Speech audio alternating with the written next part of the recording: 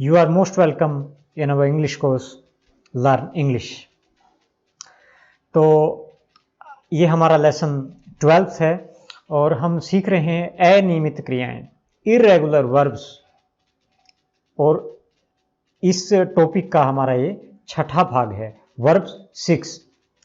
तो आज भी हम इसी तरह से वर्ब्स सीखेंगे जिनकी जो फॉर्म्स हैं वो थोड़ा इरेगुलर तरीके से बनती हैं, जिनको हमें याद ही करना पड़ता है। इस कैटेगरी में अब हम थोड़ा मिश्रित रूप बच जाएंगे, अब कुछ थोड़ी ही बच गई हैं तो ज़्यादा पैटर्न आपको नहीं मिलेंगे। तो इसलिए मैंने ऊपर लिख दिया है केवल इरेगुलर वर्ब्स।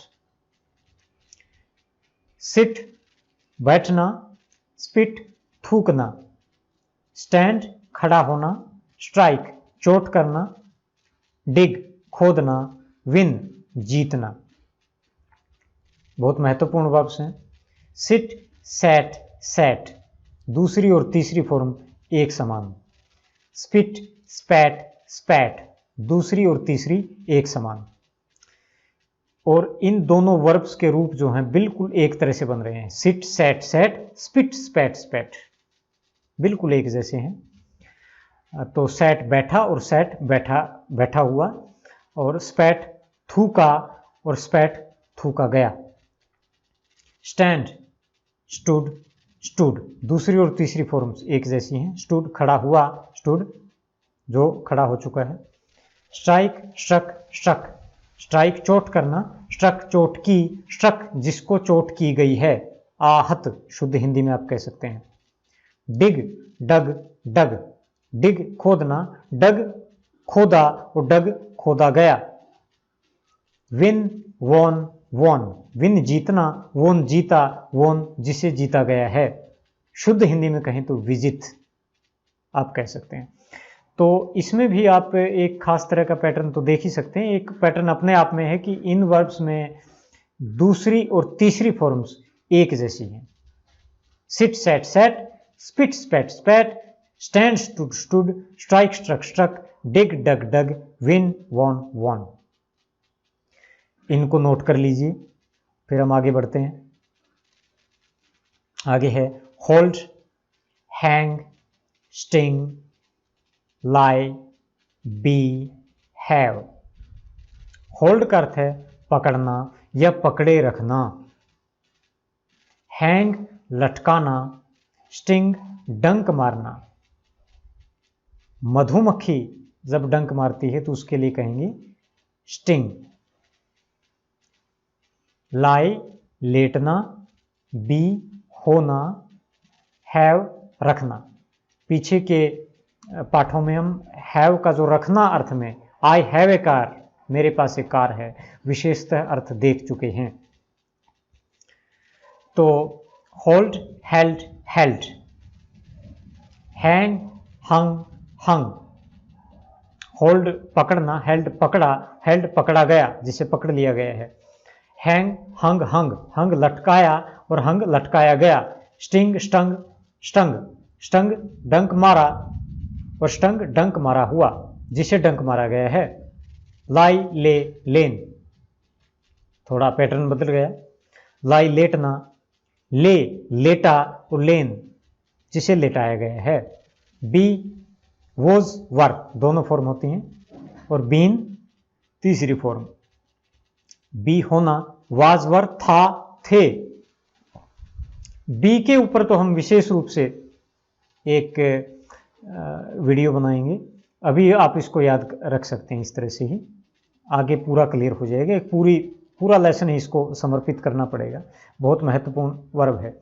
तो हैव, हैड, हैड, हैव रखना, हैड रखा या पास था, हैड पास रखा हुआ, इस तरह से। तो हैंग का हमने देखा, हैंग, हंग, हंग लटकाना। जैसे कपड़े लटकाए जाते हैं हैंगर में, उसके लिए इस तरह से फॉर्म्स बनती हैं, लेकिन ये ईडी लगाकर भी इसकी फॉर्म बनती हैं। वो रेगुलर वर्ब, नियमित क्रिया हो जाएगी। हैंग, हैंग्ड, हैंग्ड, फांसी पर लटकाना, उसकी जो रूप बनेंगे हैंग्ड, हैंग्ड, इस तरह से बनेंगे। तो ये बात भी आपने ध्यान रखनी है, इसमें बड़ा कन्फ्यूजन बच्चों को रहता है। हैंग, हंग, हंग लटकाना, हैंग, हैंग्ड, हैंग्ड फांसी पर लटकाना, विशेष अर्थ उसका वहां पर है। आगे हैं irregular verbs, run, here, make, come, become.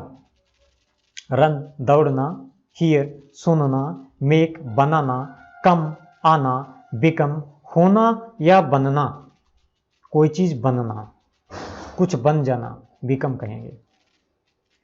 Run, ran, run पहली और तीसरी फॉर्म से एक जैसी है और दूसरी में अंतर आ गया है।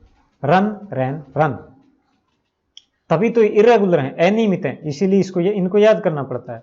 नहीं तो अंग्रेजी में हजारों जो वर्ब्स हैं, थाउजेंड्स ऑफ वर्ब्स, ज्यादातर जो हैं, बड़ा जो ग्रुप है, इरेगुलर तो थोड़ी सी ही है, 100-150 वर्ब हैं मुश्किल से।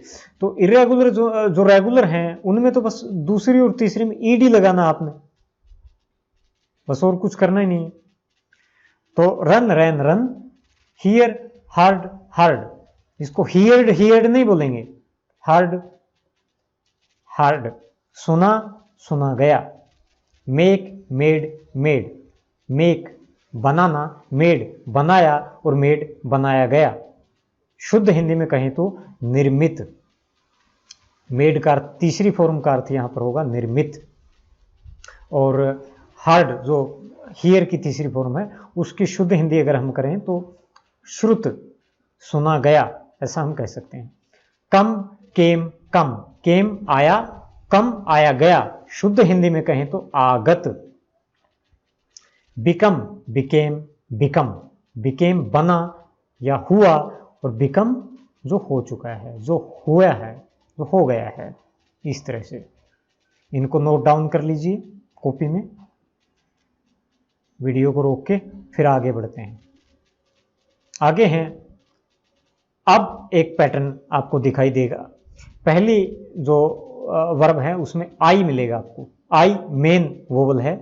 दूसरी फॉर्म में आई जो है ए में बदल जाएगा, और तीसरी फॉर्म में वो है वोवल है, वो ऊ हो जाएगा, यू हो जाएगा। रिंग बजाना, सिंग गाना, स्प्रिंग उछलना, ड्रिंक पीना, बिगिन शुरू करना, स्विम तैरना। तो पैटर्न अब शुरू हो गया हमारा। पहली फॉर्म से में सभी जगह आई है, आप देख सकते हैं। रिंग रैंग रंग, रिंग बजाना, रैंग बजाया, जैसे घंटी बजाया, घंटा बजाया, घंटी बजाई, और रंग बजाया गया। सिंग सैंग संग, सिंग गाना, सैंग गाया, संग गाया गया। स्प्रिंग उछलना, स्प्रैंग उछला, स्प्रंग उछला हुआ। ड्रिंक ड्रैंक ड्रंक, ड्रैंक पिया, ड्रंक पिया गया, शुद्ध हिंदी में कहें तो पीत। बिगिन बिगैन बिगन, बिगिन शुरू करना, बिगैन शुरू किया, बिगन शुरू किया गया, शुद्ध हिंदी में कहें तो आरब्ध या प्रारब्ध, ऐसा हम कह सकते हैं। आरंभ किया गया, आरब्ध। स्विम स्वयं स्वम, स्वयं तैरा, स्वम, तीसरी फॉर्म की हम हिंदी तैरा गया इस तरह से सामान्यतः करते नहीं है, लेकिन टेंस बनाने में ये काम आएगा। तो इस पैटर्न को आप देख लीजिए, बहुत सिंपल है, सभी को बड़े आसानी से याद किया जा सकता है, एक बिल्कुल कविता सी बन जाएगी। रिंग रैंग रंग, सिंग सैंग संग, स्प्रिंग स्प्रैंग स्प्रंग, जो रिंग है और स्प्रिंग है बिल्कुल एक जैसी उसकी फॉर्म आ रही है। Drink drank drunk, begin began begun, और स्विम स्वयं स्वम। अब एक बहुत महत्वपूर्ण विषय है कि रिंग का अर्थ बजाना, घंटी बजाना, घंटा बजाना, इस अर्थ में रिंग बजाना क्रिया है, वर्ब है। लेकिन रिंग अंगूठी संज्ञा के रूप में, नाउन के रूप में रिंग का अर्थ अन्य अर्थ है अंगूठी। और रिंग होता है अखाड़ा, जिसमें बॉक्सिंग की जाती है, कुश्ती की जाती है, या अन्य खेल किए जाते हैं। वो जो घेरा होता है खेल का, वो अखाड़ा होता है, उसको भी हम रिंग बोलते हैं। तो ये कई अर्थ हो गए, रिंग का अर्थ बजाना, रिंग का अर्थ अंगूठी, और रिंग का अर्थ अखाड़ा। तो ये भी आपने ध्यान रखना है। और इसी तरह से स्प्रिंग का अर्थ है वसंत ऋतु, और स्प्रिंग का अर्थ है उछलना। स्प्रिंग ऋतु, स्प्रिंग जो वसंत ऋतु होती है जिसमें पौधों पे नए पत्ते आ जाते हैं, वृक्षों पे नए पत्ते आ जाते हैं, नए फूल खिल जाते हैं, बड़ा सुहावना मौसम हो जाता है, ऋतुराज इसको बोला जाता है। तो वसंत ऋतु के लिए भी स्प्रिंग शब्द का प्रयोग किया जाएगा। और उछलना, जैसे मेंढक उछल रहा है, उसके लिए क्रिया के रूप में, वर्ब के रूप में स्प्रिंग रहेगा।